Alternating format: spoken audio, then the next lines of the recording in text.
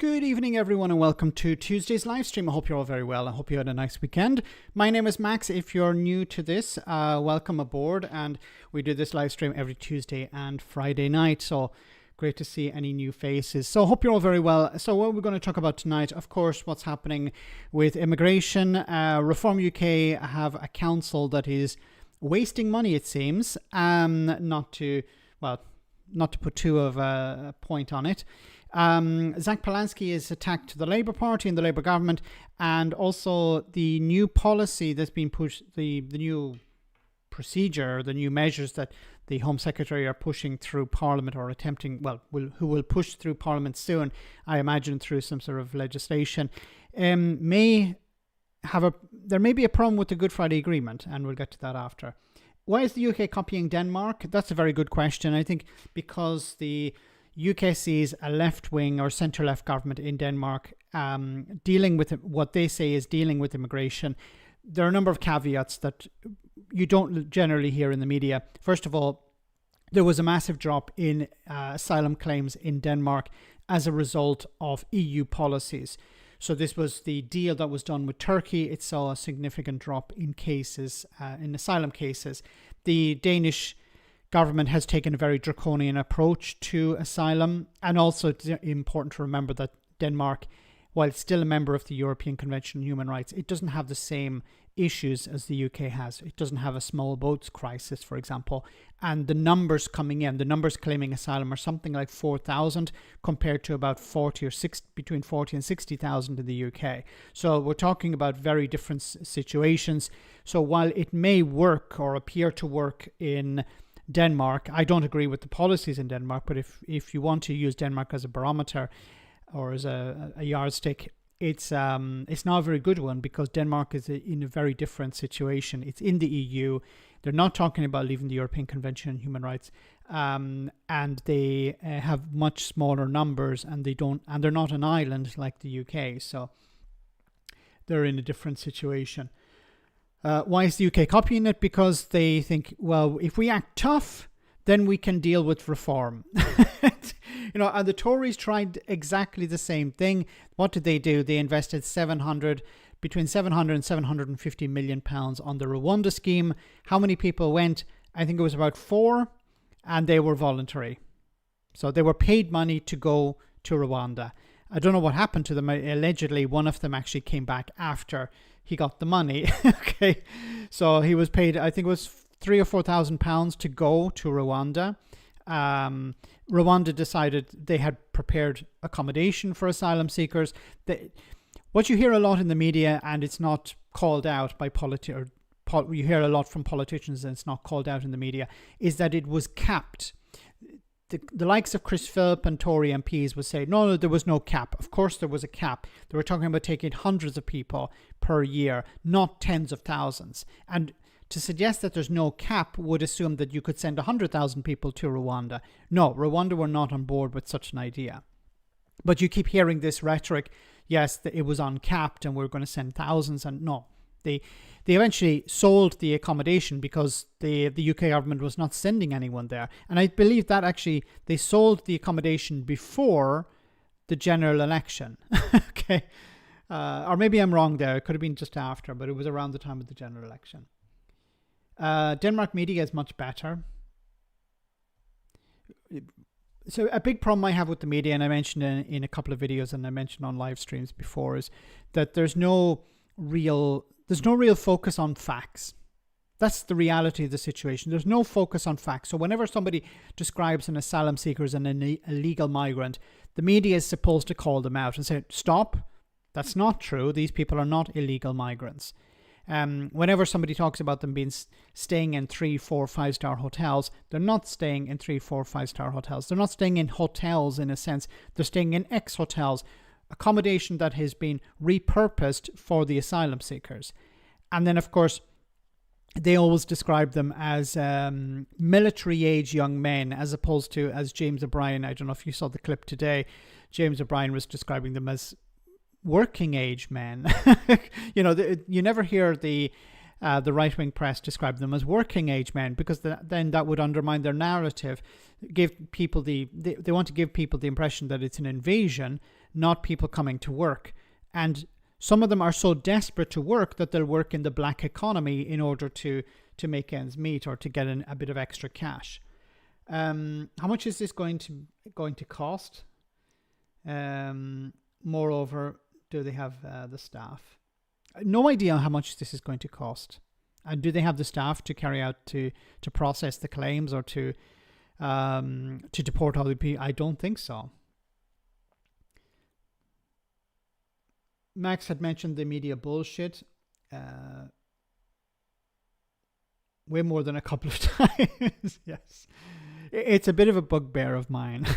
Anyway, so let's jump into the main story, of course, which is what's happening with this immigration story. Now, this is a clip from the current Home Secretary when she was a member of the backbench opposition back in 2018. And have a listen to what she had to say back in 2018. We dishonour the Windrush generation if we make this a debate about illegal immigration, and if we miss the point as to the culture of disbelief that fuels the hostile environment that sits at the heart of what has happened and what this scandal has shown, because it is that culture of disbelief that renders British citizens and British nationals as if not just they were immigrants, but if they were illegal, to visit upon them the ignominy and the humiliation of being deemed illegal in their own land. And this assumption that is made at the heart of our system doesn't simply go after illegal immigrants, as we have said. It goes after those of us who look like we could be immigrants.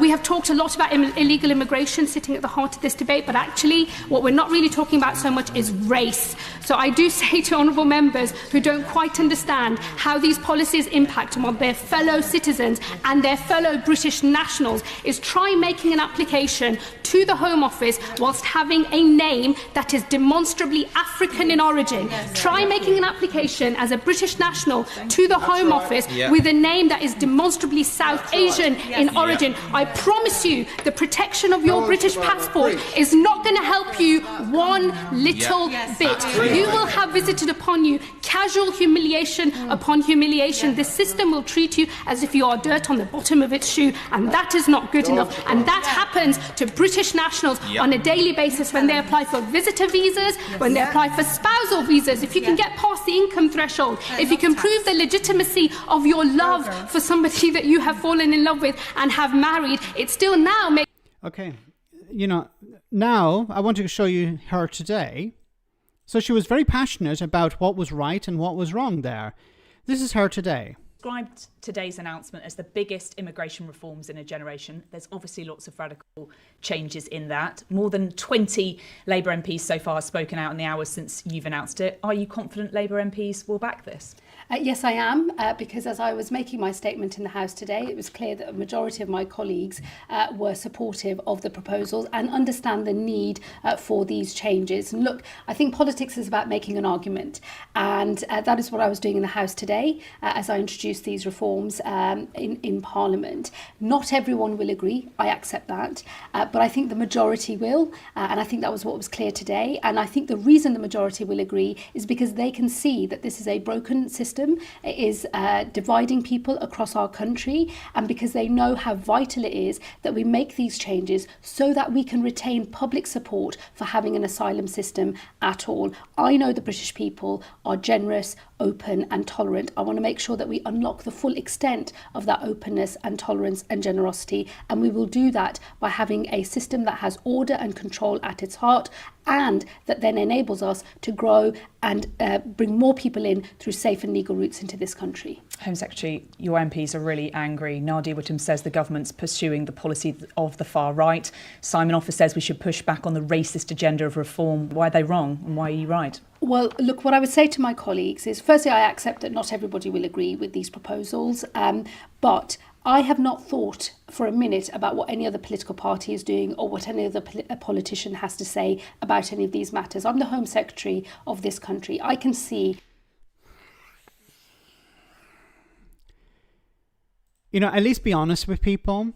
Say we're doing this because Farage and Reform are leading in the polls. We used to believe something and now we believe the opposite. We used to believe in dignity, in human rights. Now we don't. We're pandering to the worst people in society. Now, maybe it's not even that she changed her mind. Maybe she doesn't actually have any positions. Maybe it's just about power. Maybe they're just like the Conservatives. The Conservatives will support, like Liz Truss. Liz Truss used to be a Remainer. Then as soon as the vote came in, she became a Brexiteer. Was Liz Truss ever supportive of remaining in the European Union? Or was it all just for power? I go wherever the power is. Is this what the new Labour government is doing? I'll go wherever the power is. I honestly, how can you be she was at a protest not that long ago, a pro-Palestinian protest. But now she's the Home Secretary, so now she's saying, well, we actually need to clamp down on protests. Is it just about power, or do you actually have any principles? Do you actually have any values? Or you just no values? My only value is how much power we can have. I don't buy this, well, when you're in opposition, you're one way and you're in power another. No, you either have value. You would not apply this to a normal person. Why is it in politics people can be one way one day and the complete opposite the next? Is it just about power? Then people don't actually have any values. What do they actually stand for? So these policies that she's pushing through, she mentioned safe routes here. We'll have to wait and see what safe routes she's talking about. But one of the mentions, now this was denied by the government, one of the mentions, of course, was leaked to the Sun newspaper. Why the Sun newspaper? Well, one of these stories was that they would withhold assets from people, in particular jewellery. Now, they later said that, we're not going to confiscate people's jewellery at the border. So the jewellery will not be confiscated at the border, but it may be confiscated somewhere inland. But they talked about if somebody has an Audi, they're going to take the Audi and sell it to cover the cost of accommodation.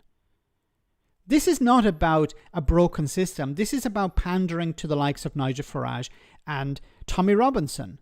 And Tommy Robinson and Nigel Farage are delighted. Tommy Robinson came out and said that the Overton window had been obliterated. He literally said it was obliterated. It means the quote-unquote patriots have won. They were able to convince the Conservatives to move to the right. Now they've convinced the Labour Party to move to the right as well. This idea, we have to act tough on immigration. So there's a huge problem with this. Before we get to another story, I want to show you this.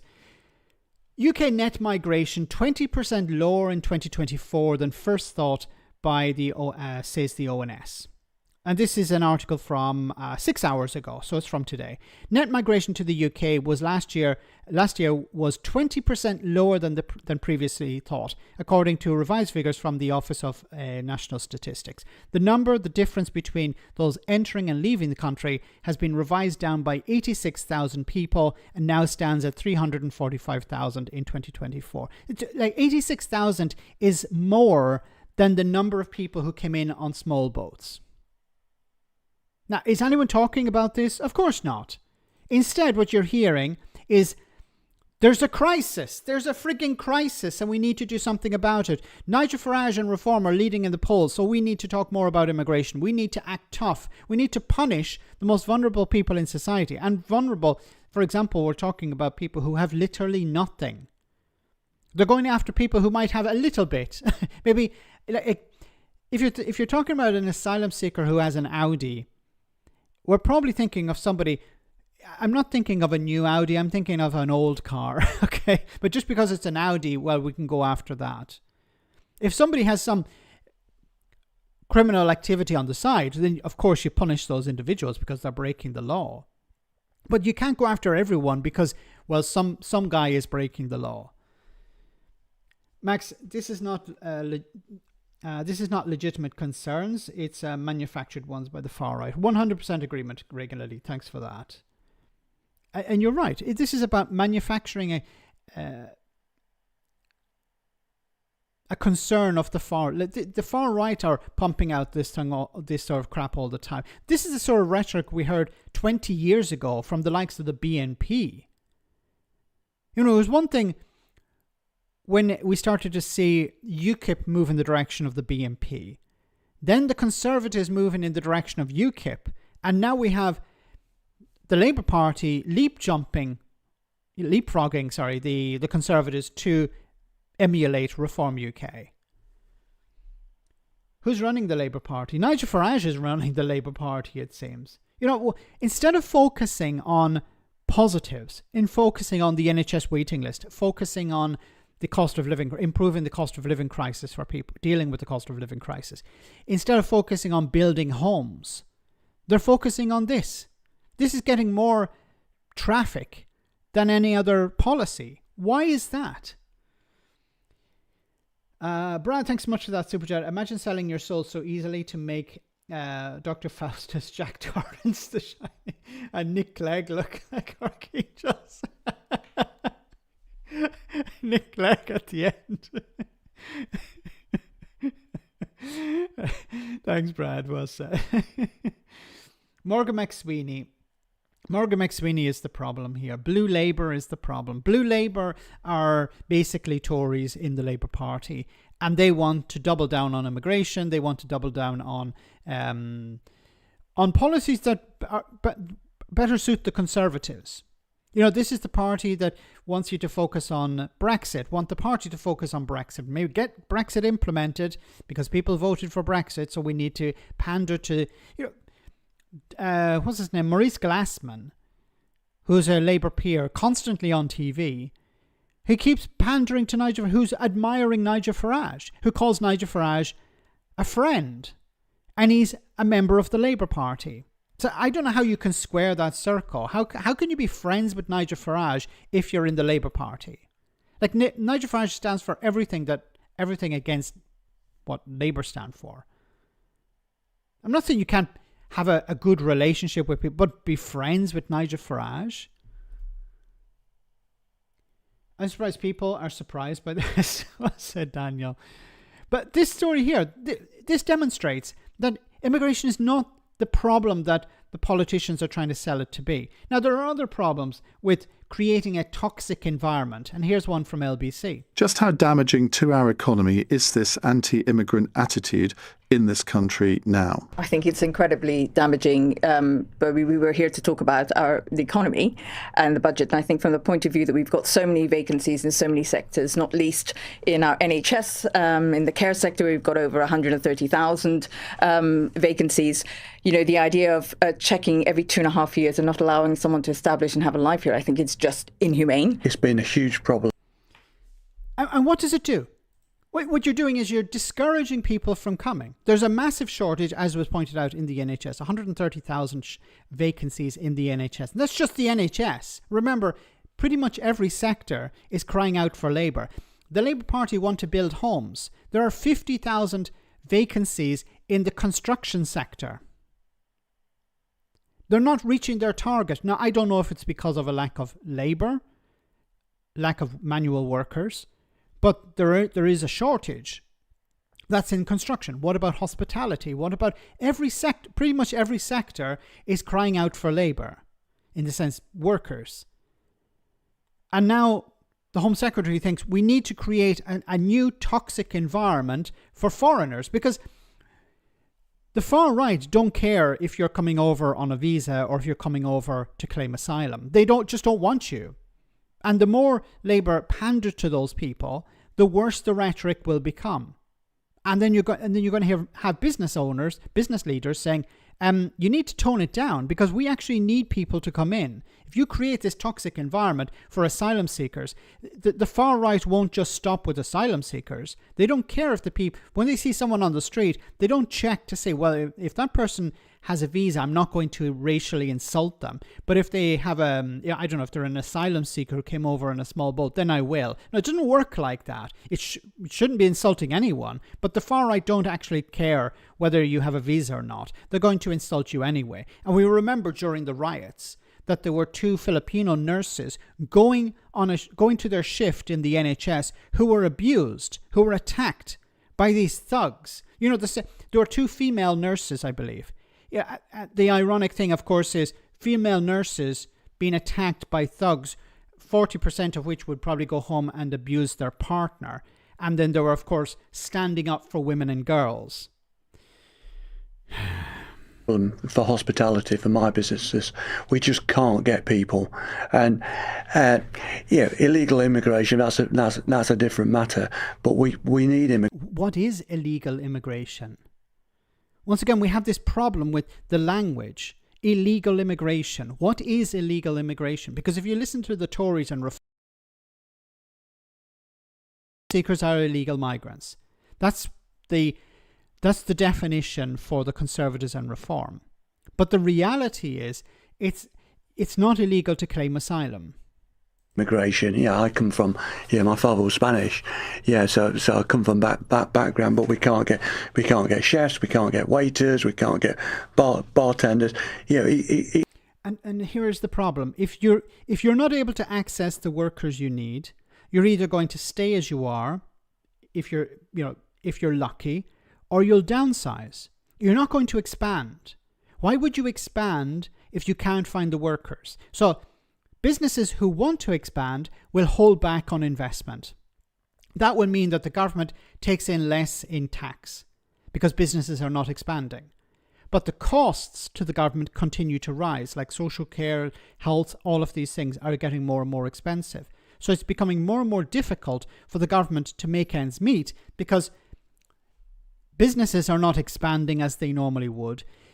I remember seeing a graph some years ago where if the UK had remained in the European Union, it would have been one of the fastest growing nations in Europe. It would have been one of the most successful nations in Europe. Now, there are other graphs that show a decline beginning before Brexit, but the one that I saw pointed to the UK being one of the strongest economies in Europe if it had remained in the European Union. And if you think about it, it makes sense. If it was still able to access the staff and workers it needed, it would be probably expanding. Although there are issues, of course, when it comes to manufacturing. If they were illegal, why haven't they been arrested? Well said, Mandy. I ask that question all the time. If these people have committed a crime, why haven't they been nicked? Why isn't there, an episode of The Bill? Remember The Bill? They haven't done The Bill in a long time. I remember The Bill when I was a kid. The Bill was a police show. Why wasn't there an episode of The Bill where they would arrest people, in small boats or getting off a lorry and you're nicked and take them down to the police station and then read them their rights. You have the right to remain silent. Anything you say could be given in evidence, all of that stuff. No, they're not being arrested. Why are they not being arrested? Is it a resourcing issue? Is it just there are too many of them? The prisons are full. Is that the argument? No, because they haven't committed a crime. You generally don't get arrested unless you've committed a crime. Unless it's the United States under Donald Trump, then you can be arrested for anything. You don't even have to be arrested. You just get lifted. It's like internment. To be fair, many can afford a meal out of the trip to the pub nowadays. Yeah, this is another point, of course, that many people can't afford to go out. It's too expensive. The Bill had an amazing theme. It did indeed. Yes, I love the Bill's theme. Well said, Jimmy. Why hasn't Boris and Farage, etc., been nicked? That's a very good question, Suzanne. We'll have to investigate that. But as you see here, the business owners are saying, look, we're concerned that this toxic environment is going to discourage people from coming in because they will be turned off from getting a visa, or they will be put off the idea of just coming because, well, there's a toxic environment, that Britain is not open. And of course, this adds to the other issue of emigration, where people are leaving and they're not being replaced. Now, there's also another problem. There's always another problem. There's always the Irish problem when it comes to anything the UK government does when it comes to immigration. So Ireland to act if tough asylum rules create Belfast backdoor for migration. So attempts to toughen up rules in the UK could have significant implications for relations with Ireland, Dublin's Justice Minister has said, amid concerns that it could increase migration flows to Ireland. More than 80% of people who use irregular routes to Ireland originate from Great Britain, travelling to Belfast by plane or boat and then by road to Dublin to make asylum claims, the Justice Department has said. I'm committed to ensuring that Ireland is not viewed more favourably than the UK to those claiming asylum, Jim O'Callaghan said after meeting the meeting of the British-Irish Governmental Conference in Dublin. Consequently, I will closely monitor the changes proposed by the UK government and will respond to those proposals, having considered them fully and discussed them with government colleagues, he added. On Monday, the UK government unveiled controversial proposals for big changes, the biggest changes to migration in 40 years, including plans to make it easier to remove people with no right to be in the country. Ireland has had a rise in irregular migration in recent years and experienced a similar backlash in the UK in certain quarters of the voter base. Nevertheless, an open border with Northern Ireland has existed for more than 100 years, and there's no appetite to introduce checks on the movement of people. See, this is a problem here, that if the UK government decides to make it more difficult for people to move around, then this could create problems between Great Britain and Ireland. It could create problems for the common travel area, which has existed for over 100 years. It could also have problems for the Good Friday Agreement, because the UK government wants to tighten up Article 8 and Article 3 of the European Convention on Human Rights, and one of them is related to torture and the other is related to the right to a family life. Now, I don't know yet if this could be a problem. We'll have to wait and see some of the legislation, but potentially this could undermine aspects of the Good Friday Agreement, because remember, the Good Friday Agreement, a pillar of the Good Friday Agreement is the European Convention on Human Rights, and if it is undermined in some way, it could undermine the Good Friday Agreement, and then this would create problems between the UK and the EU and the UK and Ireland. But once again, it's still early days and we'll have to wait and see. Peter, thank you so much for that super chat. Combine the bill with Baywatch for the themes, or just the eye candy. I'm not sure. It wasn't very much eye candy on the bill. I've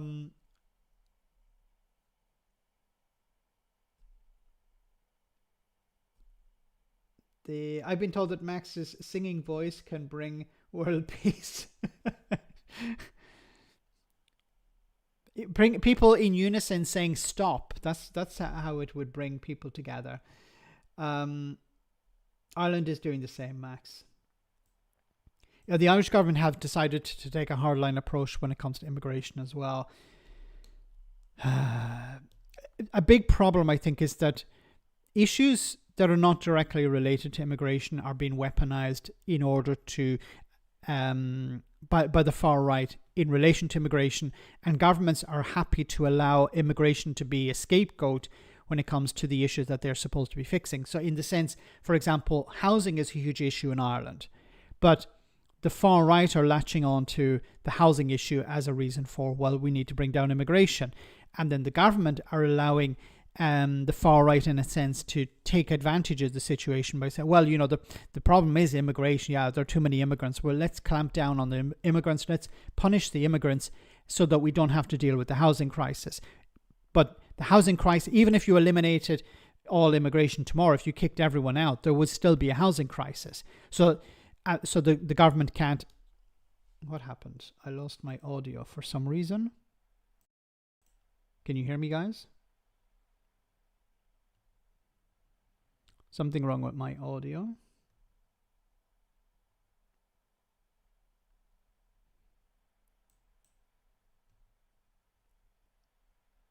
You can hear me? Okay.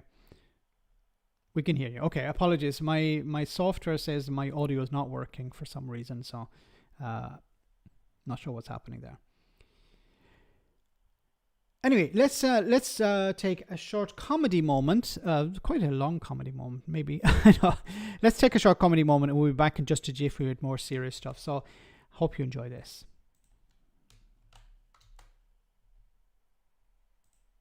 Following the scandal of the BBC editing a clip of Donald Trump to make it look like he was inciting an insurrection in a more concise way than he actually did, the President of the United States has announced that he's suing everybody in the United Kingdom for $1 trillion.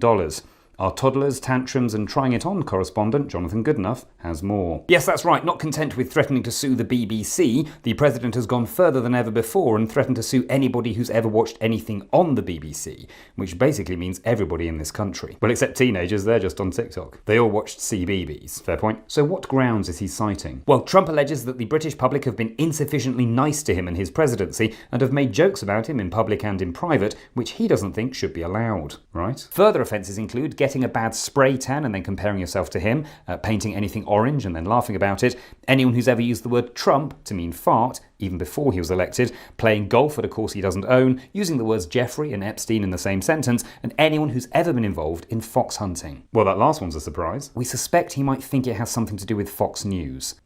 The statement then ends with a threat to everybody in the UK that if they don't immediately apologise, give him all of their money and sign a statement saying he's wonderful, he will impose tariffs on the country to make up the difference. But aren't tariffs basically paid by American consumers? Are you trying to get us into more trouble? Is this not another massive overreach from a deluded man who thinks he's king of the world or something? Well, that's certainly not how I would put it. Why not? Because I don't want to get sued. But just because you get sued doesn't mean you did anything wrong. Just like being impeached doesn't mean you were guilty of anything. Touché. So what's been the government's response? Keir Starmer said that he disagreed with Trump suing everybody, but did offer him another go around Windsor Castle in a golden carriage, if that would help. How about Nigel Farage? Well, he said that the British public have been biased against Donald Trump for too long and should apologise, but stopped short of agreeing that they should pay damages. Because that would include him too? Because that would include him too. So, what happens next?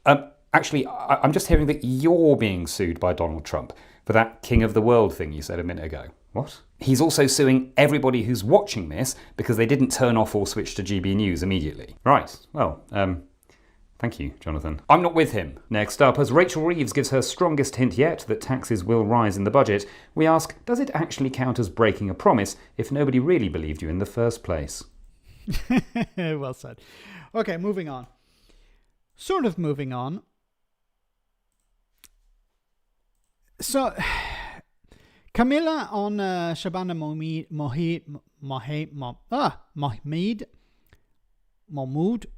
Mahmood. So what the hell is wrong with me today? On Shabana Mahmood. You couldn't be a better example of integration into this great nation of ours. So we have conservatives supporting the Home Secretary.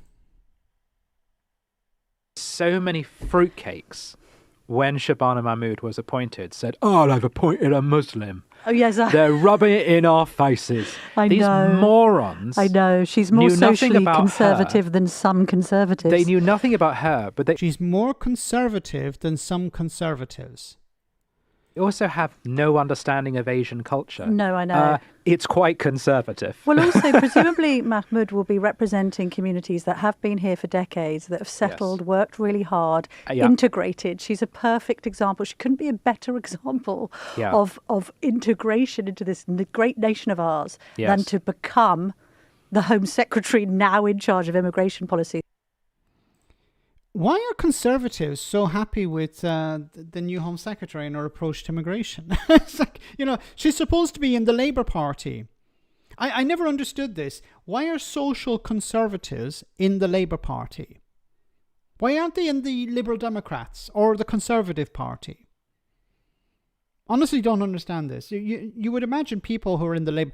Yes, it's a broad church, but it's not that broad, is it? It needs to have some walls.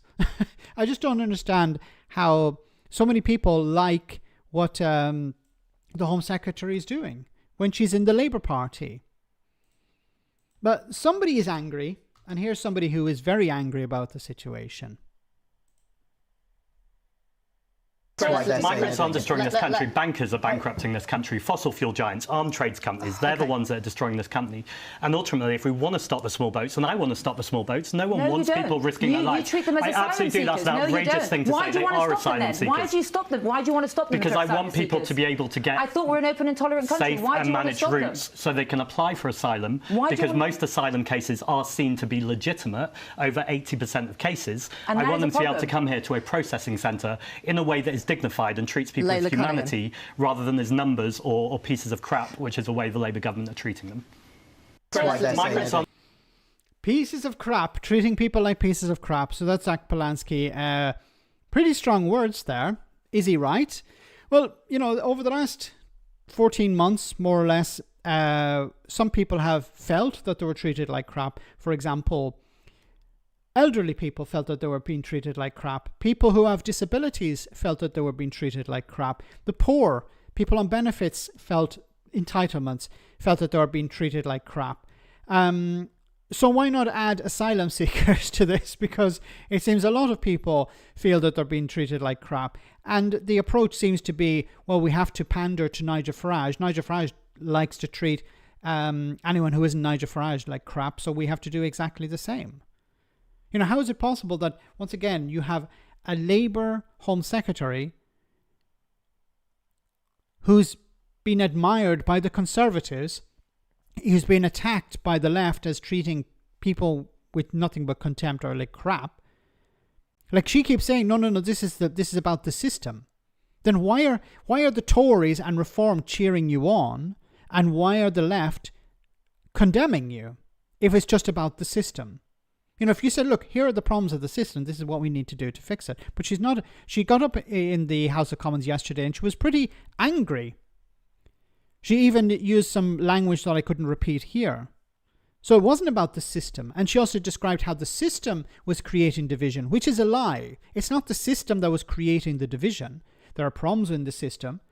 But the people who are creating the division were politicians, our political commentators, people in the media. They're the ones who are creating the division, not the system. The system can be reformed. You could completely change the system tomorrow, but the division would still remain because it's coming from people. It's coming from politicians. As I keep saying, who's describing asylum seekers as illegal migrants? You know, if you fix the immigration system tomorrow, if you made it the best immigration system in the world, does anyone honestly believe that Nigel Farage and the Tories would stop calling asylum seekers illegal migrants? Would that change? That's the question I'd love to put to the Home Secretary, to anyone within the Labour Party. You think that you're going to fix the system and this will end division because you keep saying the system is creating division. But how is the changes of the system going to fix what's in Nigel Farage's head or Chris Phillips' head? Brad, thanks so much for that super chat. I'm going to jail for this. Oh no. Those two Telegraph journalists probably banged to the video of a tough asylum policy being read out. Maybe not jail, but to hell. But you're probably right. You know, when Brad says something is in jest, I think about 90% of it is true. Thanks, Brad. And it's probably true. It's not only division, but also brainwashing, Max. Yes, it's about convincing people to vote against their own interests. It's about convincing people that up is down. You know, it's like with Brexit. Yeah, I don't want to go back to the old Brexit time, but you know, Brexit was pretty much the same thing. We need to leave in order to take back control. If we leave, we can have fewer checks on goods coming in, or we can have less paperwork. And the opposite happened. Now, the problem was the people who lied about Brexit, did they suffer any consequences? No. I had this idea some time ago. Can you imagine if you had a friend who was in a coma from 10 years ago, 2015? Can you imagine if you woke up somebody from a coma from 10 years ago and told them that, you know, let's imagine the things that happened in the last 10 years. So the UK left the European Union. Wow. Can you imagine telling somebody that? Why did they do that? Well, because Nigel Farage thought it was a good idea. Okay. And did Nigel Farage suffer any... So did it go well? No, it went terribly. Okay. Did Nigel Farage suffer any consequences because he was responsible for convincing people to leave? No, he's actually going to be the next Prime Minister. What? Who were the last Prime Ministers? Well, Boris Johnson was the Prime Minister for a while. And then telling them about Trump as well. Can you imagine telling somebody from 2015, yeah, Donald Trump is going to be elected twice? They'd say, no, put me back in. Love the sci-fi memorabilia. Thanks so much, Roger. I have a bit of everything there. You can see a bit of Lord of the Rings, Darth Vader. I have an Alien, the Mandalorian as well. You can see a sort of my own version of Gandalf's staff. It's not a great one, but thanks for that. Conservative and reform, if you know how. If you know. How long left for Trump? Trump is sort of falling apart, both politically and physically, I think. But politically, yes. It's in storage. The Star Trek flag is in storage. Sorry. There are a few flags I have to pull out. It must be soul destroying to be targeted like this, and the many who recognize people who have been shoveled this BS too. Yeah, so many people have been convinced that their greatest enemy is somebody who has less than them. You know, we'd hear it all the time. Like, if you ask people on the street, if you ask anyone, are they rich? They will say, no, I'm not rich. You could go all the way up to Jeff Bezos, and he would say, no, I'm not really. I'm okay, but they'll say I'm not rich. And then, you know, and people will say that. So you can have a whole cohort of people who are against the idea of wealth taxes because they've convinced themselves that they may have to pay these wealth taxes, but they never will. You know, this is why the people pushing hardest against the wealth taxes are the likes of GB News and Talk TV, because they're supported by the richest people in society. They exist, I think, in a sense, to push policies that eventually achieve the goal of reducing taxes, like getting out of the ECHR, stripping away protections for workers. It's better for people who are corrupt, very rich people who are corrupt. It's not good for ordinary people. It's not designed for ordinary people. It's designed to convince ordinary people to vote against their own interests, and of course those interests are taxes on the rich. No, you want to vote against that. That's terrible. If you like, you're not rich, but if you vote for a policy that, you know, imposes higher taxes on rich people, they'll leave. That's a terrible thing. You know, you never hear GB News or Talk TV complaining about all the doctors and nurses going to Australia or Canada. Why aren't we paying these people more to keep them in the country? No. We want to pay them less. We want to punish them. If they go on strike over pay and conditions, we need to punish them. We need to make it illegal for them to go on strike. How good do you think that is for retention? How good do you think that is for convincing people not to leave and work in Australia or New Zealand, or Canada, where the pay is better, the conditions are better? You know, the very people who are saying, don't charge the rich more in tax because they might leave, are the same people who are completely silent when it comes to doctors, nurses leaving over pay and conditions. I don't know.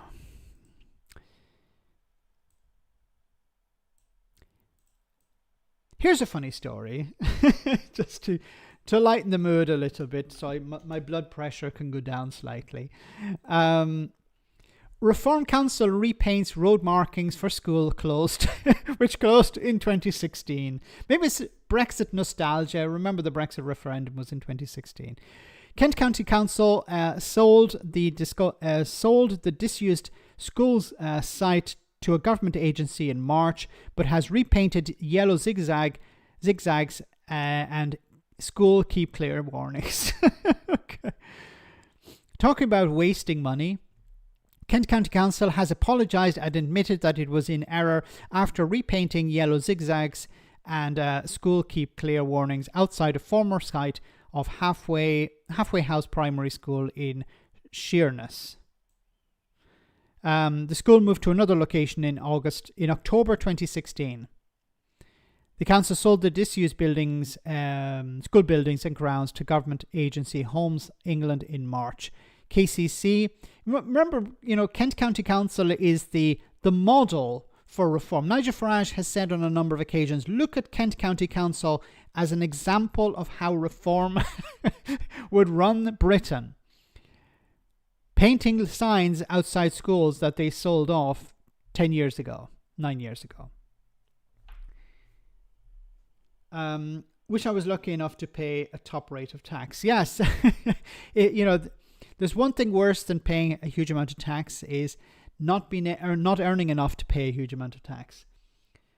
Max, did you hear the Trump female journalist Be quiet, piggy, after she asked about the files. Yes, I saw that. I don't have the clip now, but yes, Donald Trump. So a journalist asked Donald Trump on the plane, why does he do these fucking interviews on a plane, like where you can't even hear anything? Maybe that's the point. Oh, he can sort of engage in some sort of plausible deniability. No, what I didn't say yes, I said no, but you couldn't hear me over the noise of the aircraft. Anyway, so a journalist asked him about the Epstein files. And of course, you don't ask Donald Trump about the Epstein files, certainly not because he's certainly not in them, okay? He's of course not in the Epstein files. That's why he doesn't like talking about them. Because, I don't know, it gives him indigestion or something like that. So she asked him about that, and he responded by saying, what was it? Shut up, piggy, or something like that. Be quiet, piggy. I think when Donald Trump doesn't answer a question, journalists should... I don't know what's the point in asking him questions in the first place, because this is his response, is just to insult people. He was asked about Saudi Arabia's human rights abuses when he was meeting with the Crown Prince of Saudi Arabia. And Donald Trump asked the journalist, who are you with? Instead of answering the question about these human rights abuses. And he said, who are you with? And they said ABC. And he said, oh, fake news. What is the point in asking Donald Trump questions? He's not going to answer them. He's just going to rant and rave about something else, or he's going to insult you. So I think what journalists should do is ask the question. When Donald Trump doesn't answer, they should just make up their own answer. Okay. So, where are the Epstein files? Donald Trump called somebody piggy. So Donald Trump refused to answer questions about whether he's in the Epstein files. So is Donald Trump in the Epstein files? Well, he probably is in the Epstein files. That's probably why Donald Trump doesn't like talking about Donald Trump in the Epstein files. So we'll see you tomorrow when we ask Donald Trump again if he's in the Epstein files. And if he doesn't answer the question, then we will safely assume that Donald Trump is in the Epstein files. That's the way you have to do interviews with Donald Trump. In Cornwall, they catch fish. Follow the money, Farage. Reform UK, their local areas are not doing so well, according to the media. No, because they're a joke. They're an absolute joke. Max, you've got the job. So I could be a journalist. So, I've mentioned this before. When a politician doesn't answer a question, what the journalist should do is answer the question for them. And if the politician is not happy with them doing that, then the politician should interrupt and say, no, that's not true. So, for example, did you take money from this individual? If they start talking about something else, then you end the interview and say, well, they didn't answer the question, so we have to assume that they took money from the individual. Because if they want to answer the question, then they can answer the question. Now, if it's a gotcha question, whatever, that's a different situation. But generally, it's a yes or no answer. Zia Youssef was asked about his parents. I don't know if you saw the video today. He was asked, why did your parents come from Sri Lanka? And instead of answering, well, my parents came from Sri Lanka because, as a normal person would do, Zia Youssef attacked the journalist or, criticized the journalist for asking the question. The journalist asked, why did your parents come from Sri Lanka? We know the answer, to improve their lives. But Zia Youssef couldn't say, my parents came from Sri Lanka to improve their lives in Britain, because then obviously that would apply to everyone else. Why are asylum seekers coming to Britain? Well, to improve their... Oh, crap. Why are these economic migrants... Oh, crap. So he couldn't... And he was going through his head, I better not say... because they want to improve their lives, which is true.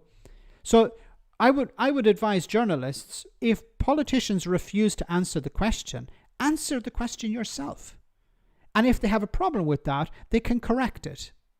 So Zia didn't want to answer the question. So we'll just stop it there, Zia. So you don't want to answer the question. So I assume it's because your parents wanted to improve their lives. Like everyone who's coming to Britain, they want to, whether they're coming on a visa, whether they're claiming asylum, whether they're coming for a short period of time to work, they're coming to improve their life, right? Yes? You can either answer yes or no to that. And if you don't want to answer that question, then we'll have to assume that's the answer. Melania saw how women are treated in Saudi Arabia and tried to claim asylum.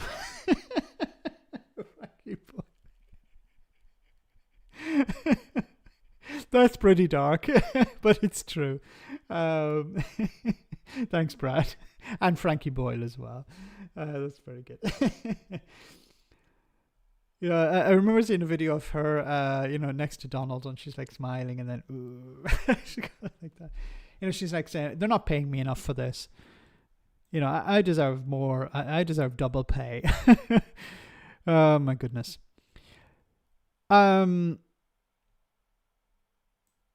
So Nigel Farage, we're almost at the end of the live stream for today, guys, but I wanted to cover this as well. So Nigel Farage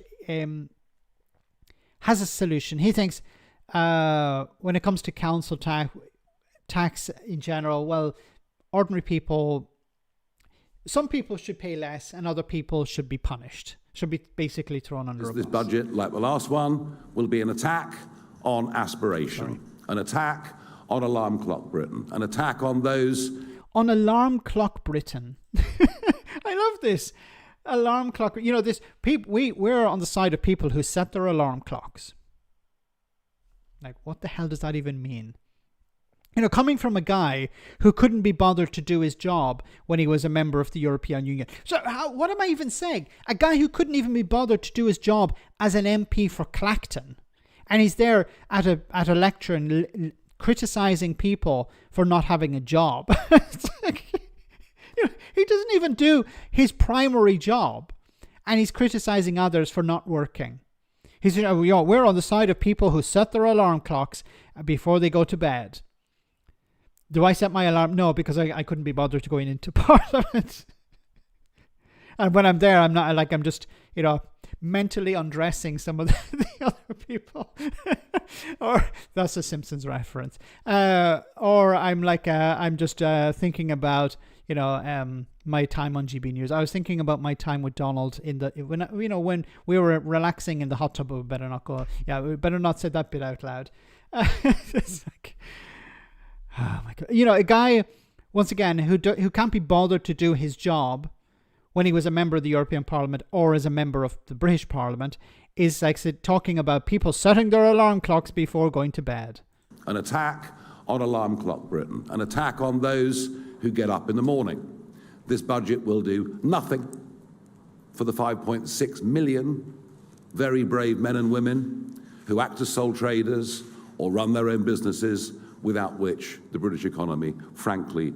Isn't it interesting? This is the guy who went to these small business owners and told them, you need to vote to leave the European Union, otherwise you're going to be under mountains of paperwork. Would grind to a halt, and I think we can say with some confidence that this budget will be very, very good for those who don't want to work and want to live on benefits, which is very different. So who doesn't want to work?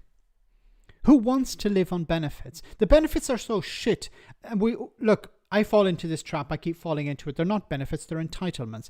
If you receive them, you're entitled to them. If you don't receive them, generally you've been tricked into not receiving them. Brad, thanks so much for that super chat once again. If you're struggling financially, Essex Police are offering £10,000 for anyone who can provide information on his disappearance from Clacton. And I have to say, that's the super chat of the night.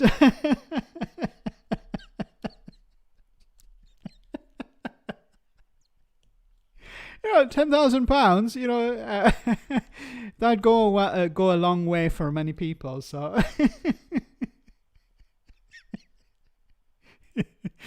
oh, very good. To a civilized society looking after those that are unable to look after themselves. And it'll be an attack on jobs. I have to say, I thought the budget last year, you could increase the minimum wage for young people, but if at the same time you bring down to £5,000 the level at which an employer starts to pay national insurance, is it any wonder that there are 50,000 fewer under 18s in employment today? But what would you do? You would actually reduce the minimum wage. You think the minimum wage is too high, so you'd make them poorer than there were this time last year, which culturally I think is an absolute disaster. So there was a bit in there where Nigel Farage said this budget will be good for people that aren't in work. Pretty much identical to something Kemi Badenoch said. She said that they'll be hiking in-work taxes to give money to people out of work because those are the only people that will vote for Labour. So the Tories and Reform are on the singing from the same hymn sheet when it comes to, yeah, we hate poor people. We hate people who are receiving entitlements. You know, it's sort of part, you know, Reform tried to present themselves, no, we're not the same as the Tories, but you are basically the Tories. You're using the same rhetoric when it comes to the poor. We hate the poor. It's a sort of race. Who hates the poor more, the Tories or Reform? Well, there is no race there because they're basically the same. You know, it's not even the Tories, the Reform are to the right of the Tories on things like hating poor people because there is no standard there. You know, it's just one standard. We both hate the poor to equal degree. Asylum seekers, that's different. But when it comes to the poor, you know, it's 100% in agreement, 100% hate directed at the poor. They're both the same. It's okay, Max. Labour will adopt that policy next week, probably. Yes. It's like, what did Nigel Farage say about poor people? He hates them. Okay, yeah, we're going to do that too. You know, because, you know, he's leading in the polls. So if we hate the poor more, then perhaps that will convince Reform UK voters to vote for us. You know, it worked really well with the Tories back in 2024, so it should work well for us as well. Guys, we're almost at the end of the stream, so I want to say thank you so much to everyone who came on. Thanks for your super chats. Thanks in particular to Brad. And there, you know, his public announcement about how to resolve some of your financial crisis, financial worries. If you can help lead to the successful discovery of Nigel Farage, you'll be in for a bit of cash there.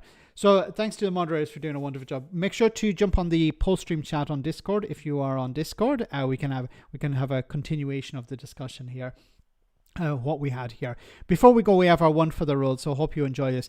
On Friday, if all goes well, I will be on the live stream with a guest of mine, so I will give you more information about that later in the week if she is confirmed. So another podcaster, so hope you enjoy that. So I'll give you more details as we have it. I'll post it on the channel, so do keep an eye on that. And well, hope you enjoy this before we go. It's quite good.